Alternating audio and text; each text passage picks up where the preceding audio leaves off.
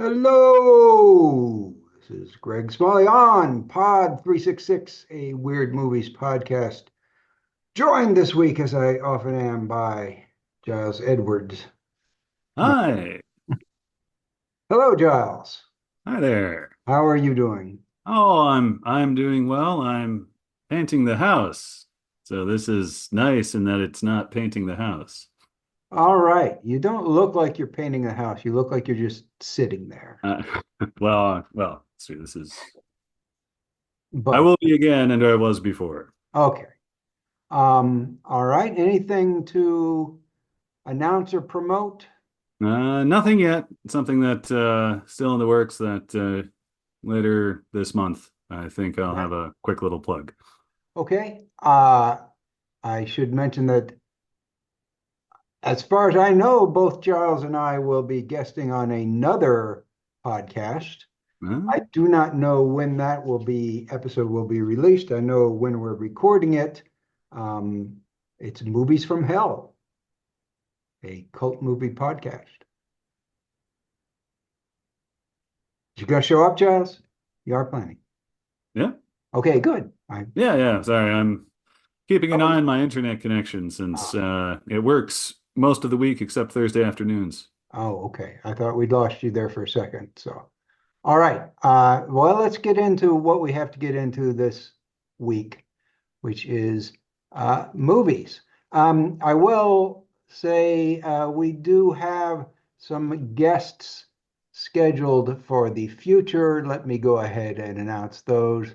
Next week, Greg DeLisio and Addison Binek. I hope I pronounced those names correctly.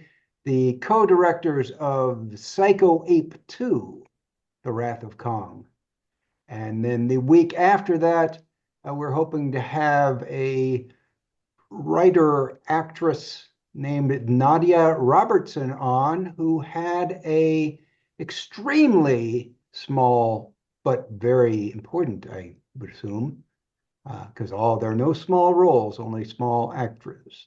A role in Megalopolis. So that would be exciting for me. And Yeah, she's also a very good film critic who has horror movie tastes. So, um, wonderful. yeah, so that's excited about those two guests and could have more to announce soon after. I have two more directors in mind that we might be able to get. So, but right now we're just going to go through this list of movies. We have two theatrical releases, one being a re-release.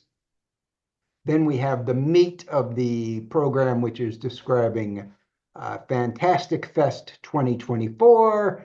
And then we'll close with three home video releases, which we can probably get through fairly quickly, considering that they are all movies we've talked about before. But let's start with this one, a new release from A24. Giles, would you like to describe the poster?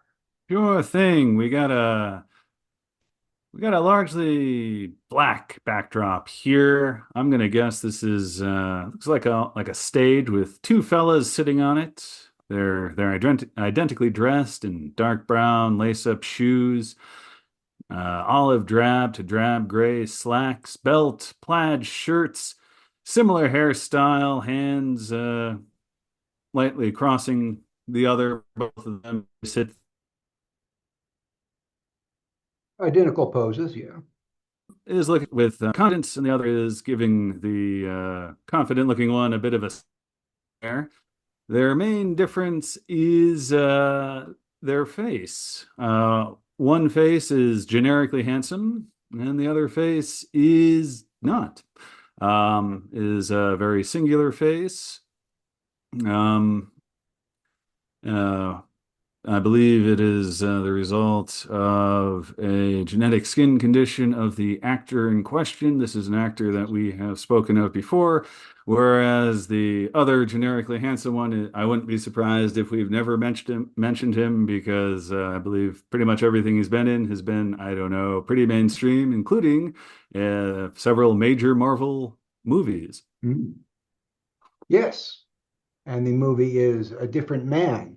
So I do have a slight correction. It's only to your description, it's only Sebastian Stan on the cover. That is him and him in makeup. I'm pretty Ah. sure that's not Adam Pearson face. That's Sebastian Stan in makeup.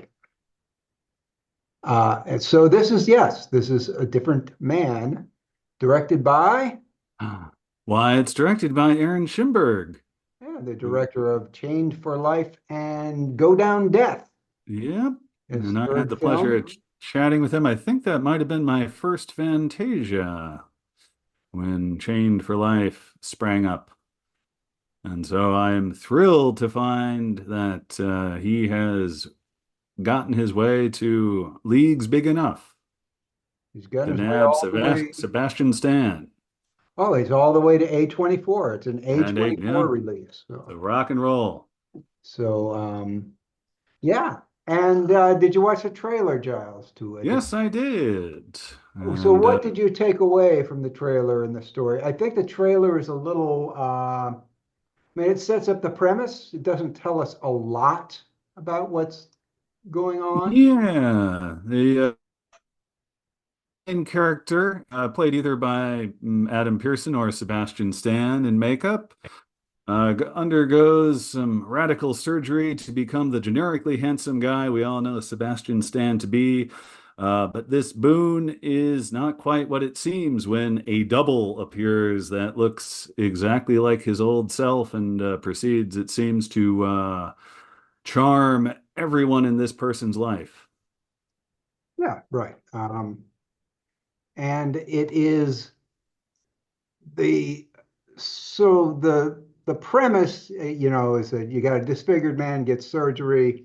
Now he's generically handsome, as Giles says, and he um, has sort of second thoughts when another man with his old condition shows up and starts uh, getting all the attention and getting maybe a acting role that is perfect for somebody with neurofibromatosis or elephant man disease, which is what Adam Pearson suffers from, or I guess he doesn't suffer.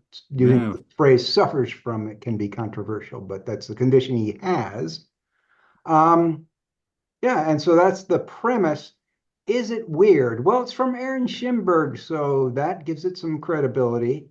Mhm. And the I'm going to go with what they say on Rotten Tomatoes. I have a quote from a guy from Joey Magidson from Awards Radar says the movie is surreal and weird. Okay, so you get one person on Rotten Tomatoes calling it weird, and it's directed by Aaron Schimberg. That's enough for us to say this one's worth checking out. Darn right. I do find it interesting that Aaron Schimberg is once again, for the second time, writing a role directly for Adam Pearson, who obviously doesn't, get many roles unless the role is written particularly for him. So Mhm. they're forming a kind of a partnership, which is really interesting. It's going to be a footnote. If they do three movies together, I think it's going to be really a big cinema footnote. You Yeah, well, start. yeah, I'm not surprised because yeah, it's been a while since I had that interview.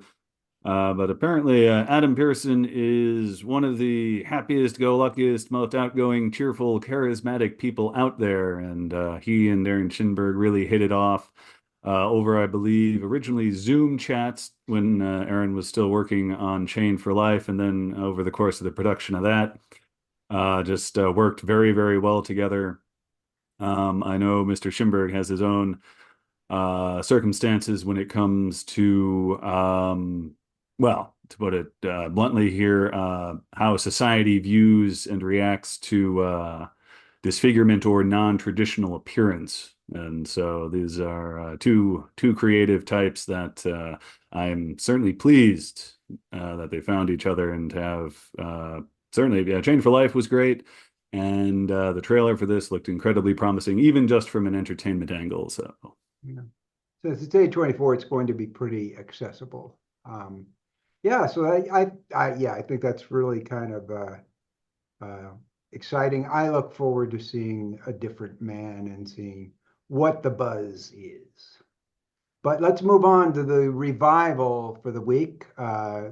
Will be in theaters starting next Thursday, going to October 3rd. Giles, what does the poster for this look like? this is a poster for an animated film, and despite some stylized touches of grotesque and industrial kind of dirtiness, it is still very, very pretty. This is a scene looking like it's at the top of a rock-strewn but very grassy hill. In the foreground is a sort of stumpy old woman with a cowl and a amorphous peasant dress thing walking along with her walking stick, and at her side a somewhat skeptical looking hound kind of thing. And in the distance, there is a large contraption that, Uh-oh, we may have lost Giles. uh-oh. Oh, Oh, he's hello back. again. I think, am I back? Yes. So there's a large contraption in the distance, which looks like it's mobile. And I like the touch there of the one black thing on the screen, this lovely little scarecrow, kind of centered in the top third there. And she seems to be looking over her shoulder, judging from the lighting, possibly up at the sun. But as I said, this is all very pretty, well done, which is something we'd expect from this particular animation studio. And the director, Miyazaki, Hayao Miyazaki, Miyazaki-san, as they traditionally call him using the honorific. Yeah. He is, so it's being re-released. It's part of Studio Ghibli Fest, which GKids is doing. They re-release Miyazaki movies periodically, and they're doing so again. It will be, it's being put on by Fathom, so it will be at most major theaters in most urban centers. It will not be hard to find. Each day, one day they do the subbed. So I think on next Thursday, they're starting with the subbed version, and then they do the dubbed version and alternate them day by day until October 3rd. And it will probably be playing somewhere near you. Giles, have you seen Howl's Moving Castle? I have not yet You've seen missed it. Howl's Moving Castle. This is a good chance to catch it up. Yes, I'll check out my local Regal Cinema, since I think the one remaining independent theater around here, I believe, finally closed down this past year. But I will check this out if I can. It's not as for a while, Miyazaki was saying it was his favorite of his own movies. I don't know if he changed his mind. That was soon after he'd made it, so maybe he did some movies after that that were more personal to him. It's probably not quite as overall successful as Spirited Away, but I mean, what could be? That's Yeah. nearly a perfect children's movie and very weird. This one is a bit weirder, and it's got Miyazaki going, steampunk. Yeah. So still a children's movie, still from a Japanese anime studio, but has steampunk and fairy tale influences. And I think, to me, it has the best soundtrack in a Miyazaki movie. Joe Hisaishi, very underrated composer. I think he's one of the best composers working today, and he does, I think, his best work for Howl's Moving Castle. So lots of reasons to see Howl's Moving Castle. It's even got Billy Crystal, so in the dubbed version.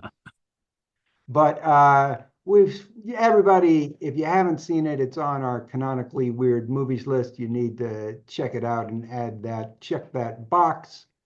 But let's move on to something that will have a bunch of newer releases. Giles, you want to describe at least this promo thingy we got up there? Yeah, this is a circus or carnival style banner here with that delightful bold serif font that you I think only see these days in throwback kind of advertisements like this one. Taking up about two-thirds is the organization presenting the thing in question, the name of the thing in question, and the year of the thing in question. First in blue, delightful blue, I may add, and then a sharp red. And then on the right-hand side, we have, I guess,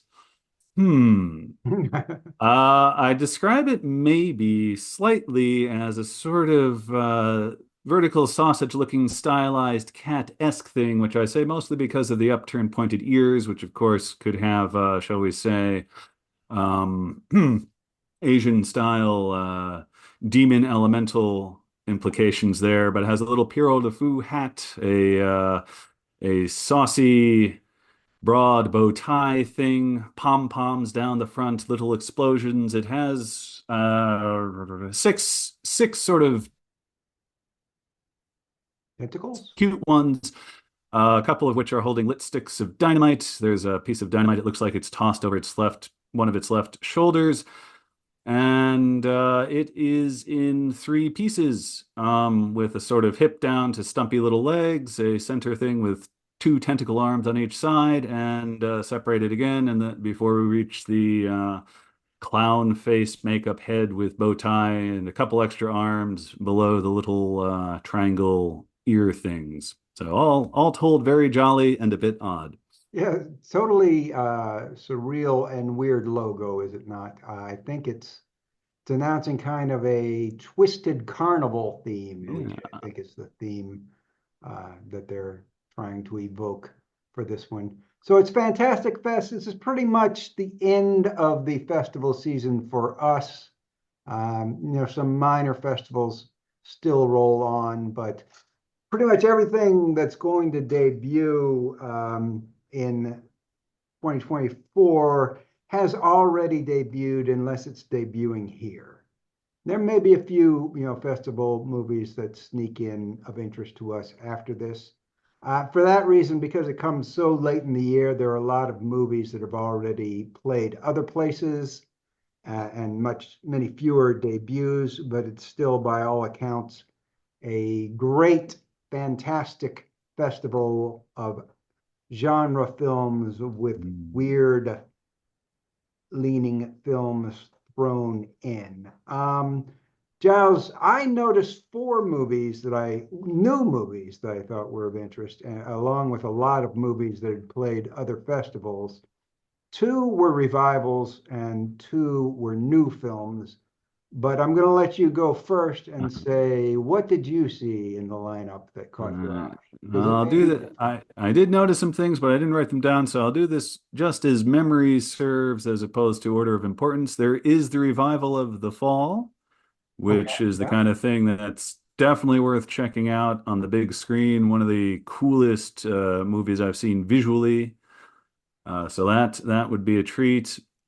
Another movie that is quite new but has played at previous festivals, Chainsaws Were Singing, has made its way to Fantastic Fest, and so I'm very gladdened to find that has continued its run. The Latvian Um, Chainsaw musical for right, yes. In case for those who are unfamiliar with that, yes, Estonian Chainsaw Musical, Estonian. heavily inspired by Trey Parker and Matt Stone's South Park work. So if you like that kind of thing, especially Cannibal the Musical, this is a this will be great for you. Hmm. Baby Invasion Right? is going to be rocking the big screen there with its Nito poster, and I quite like the festive balloon style font for the title. That, of course, the Harmony Korine latest movie. Yes. Let's see. Yeah, a bunch of these, they don't have the poster for the thing, so we just have bunches of these pictures of this exploding cat demon with dynamite. So I'm just scrolling around here. I did see something that would be of sort of academic interest to our people, the a documentary about descendants of the makers of the Wicker Man, which certainly, won't be weird, but should be informative. And I'm sure there are several others, but those are the ones that. Oh, Megalopolis. There's a big title that's coming to theaters close to everywhere in about a week and a half, I believe. So I'm guessing this is the end of its festival thing. And well, not that she needed. Oh, yes. One thing I would like to point out is I did see that I can scroll down and I can find it, I promise. Oh, yeah. Frankie Frico, which I want to make a special shout out for, was one quarter turn away from me recommending for Apocrypha. So this is a great, great little silly movie for those who like that 80s thing where miniature antagonists would cause havoc in a lot of practical effects kind of way. So Frankie Frico has definitely found another good festival for it. Oh, and the name of the documentary was Children of the Wicker Man. Yes. Okay, so yeah, those were a lot of the older ones that I noticed. There's a movie called Daniela Forever that played at Toronto, which is a sci-fi thing that's kind of like a romance sci-fi thing that's kind of like Eternal Sunshine of the Spotless Mind. That's worth looking out for down the road. She Loved Blossoms More, which was a surreal movie that played at Sundance, and Matthew Rankin's Universal Language, which was a movie I intended to talk about when it played at Toronto, and we missed it, and then we intended to talk about it the following week and also missed it. So let me just briefly describe Matthew Rankin's Universal Language. We did put the trailer up on site, and it's on YouTube.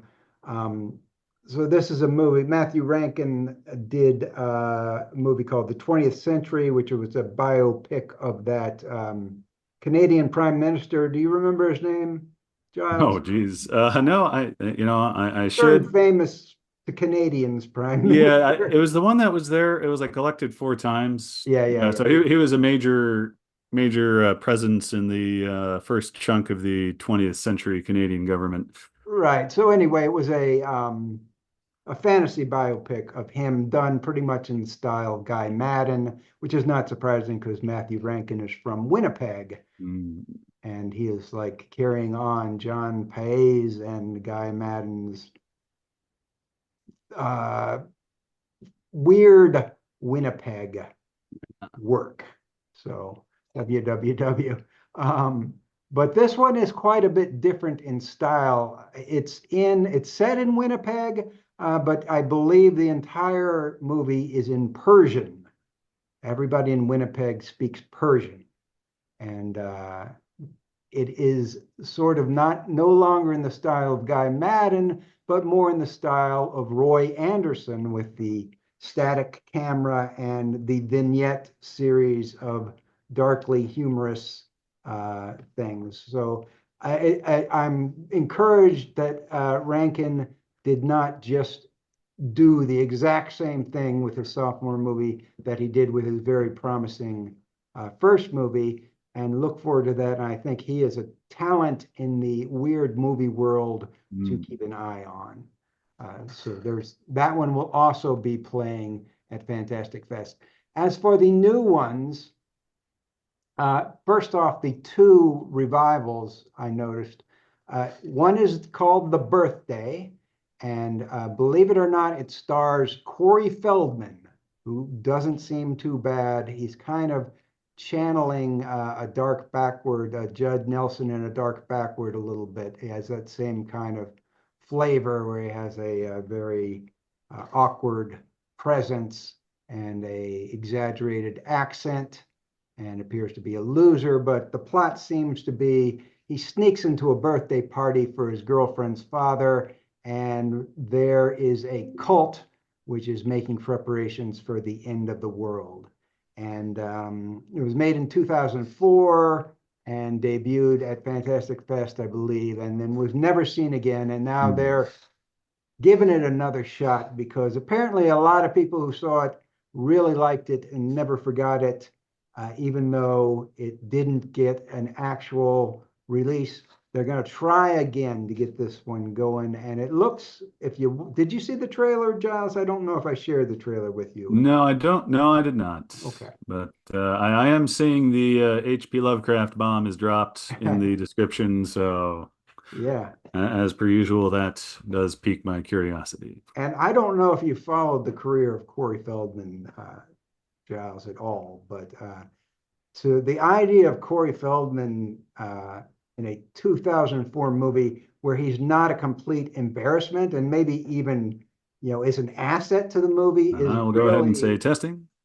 I'm sorry. I noticed I was freezing again, so I was just checking, see how badly I had. Yeah. Well, as I was saying, the idea of Corey Feldman being an asset to a movie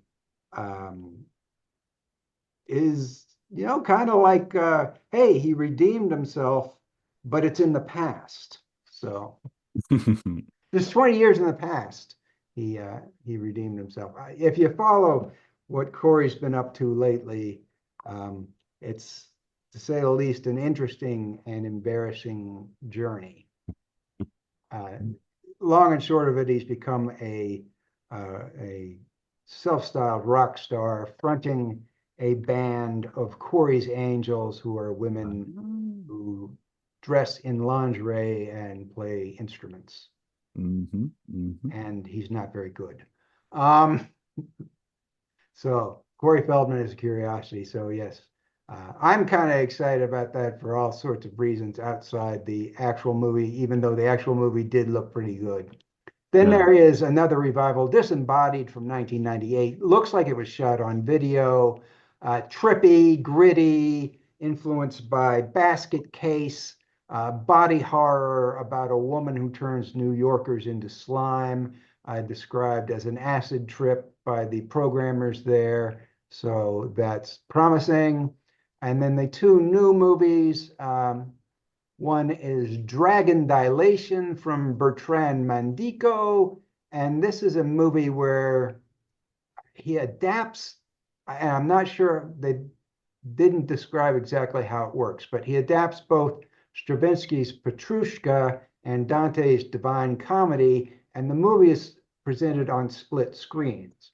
But it wasn't clear whether there are two different stories going on at the same time or whether there were two split screens of the same story and then it goes into two split screens of the next story.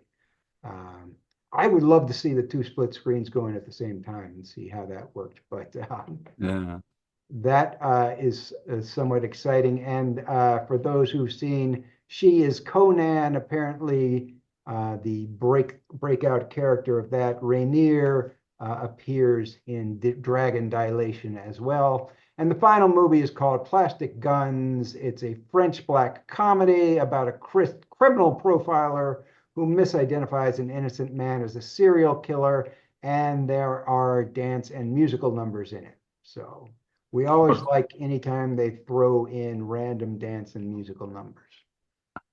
And so that's what we'll be looking at, down the road, since we won't be at Fantastic Fest, but that's what we will be looking out for when it makes its way to other places.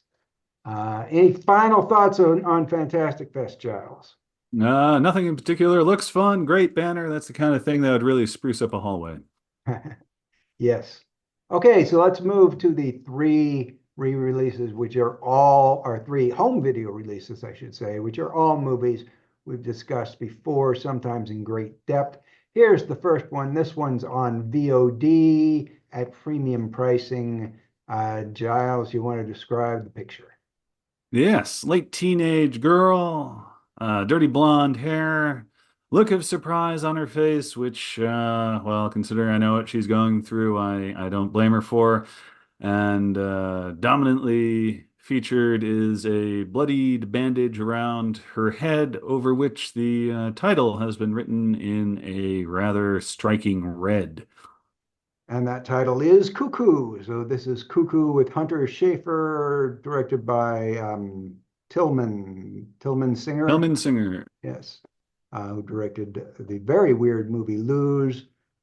Giles and saw it at Fantasia, and when we did our remote from Fantasia, we had Nina Martin on, and I believe she also kind of raved about this movie. Oh yeah, I wouldn't be Uh, surprised. Yeah, that's one of her top experiences that this past summer there. Yeah.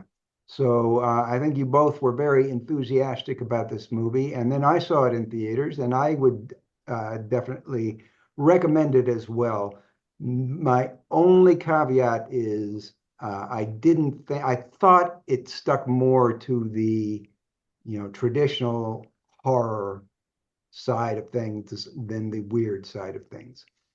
Although I will say it's a little bit of a edge case where it might be too weird for the usual horror fan and not weird enough for somebody who's specifically looking for a weird movie. Yeah, it was. Yeah, I'll admit it definitely rides the line, but I think it has enough. But well, as my review suggests, I did nominate it for Apocrypha status and have my reasons explained there, I believe. And Hunter Schafer is good there, as is the villain of the piece. I forget that. Do you remember the actor's name? No, but He's he's very famous for a recent television show yeah. We could. I'm not as going a to look sort that of, up, but romantic guy.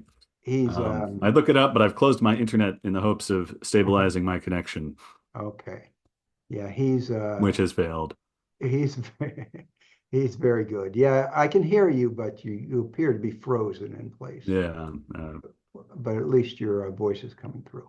So that's Cuckoo. You can buy it at, as I said, premium pricing on VOD. If you wait a little bit, that price will go down. And I'm sure the Blu-ray version is coming out a couple weeks after. Mhm. Here's a Blu-ray. Um, and once again, another movie that we have, excuse me, that we have discussed rather extensively this year. And this will probably be the last time we discuss it. But Giles, you want to describe the Blu-ray cover? Yes, Blu-ray cover, a dark gray and black marble background behind a large Roman era coin with a profile of an emperor, an ultimus of an emperor, and this coin has been fashioned to look like a cross between, I believe, the original profile picture and the actor who stars as the character in question. With the other thing worth mentioning that it seems blood is emerging from the eye of this profile coin. Yeah, and that's it. And then the title beneath that and the stars title being, Caligula, the ultimate cut, starring and Malcolm McDowell and Helen Mirren. right. And so, okay, so should I launch into the explanation of Caligula one last time? We'll do it real quickly for anybody who doesn't know the backstory. It was conceived and written by Gore Vidal as a quite serious Roman epic, perhaps a little depraved considering that it was going to discuss maybe the most notorious of the depraved Roman emperors, Caligula, but it was conceived as a serious project, which is how they got people like Malcolm McDowell and Helen Mirren in. Unfortunately, it was produced by Bob Guccione, and when they produced, the director Tinto Brass gave him a rather, normal cut. Guccione didn't like it, went back and secretly recut things, adding a lot more sex, including some hardcore sex and a lot more torture and things. So That happened in 1979. Guccione released it. Everybody tried to have their names taken out of it because they were humiliated and embarrassed that it was a grindhouse porno thing instead of the serious epic that they'd signed up for. So years later, this fellow named,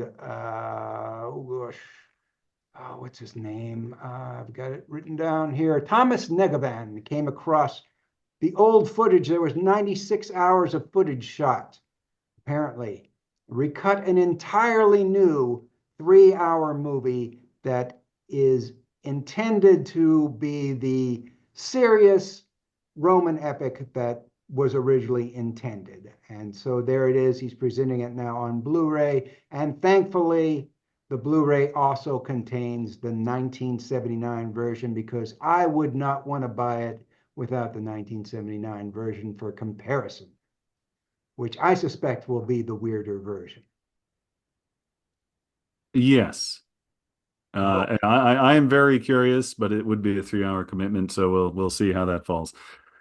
4.5 hours if you wanted to watch them both back to back. Oh God, I thought oh geez.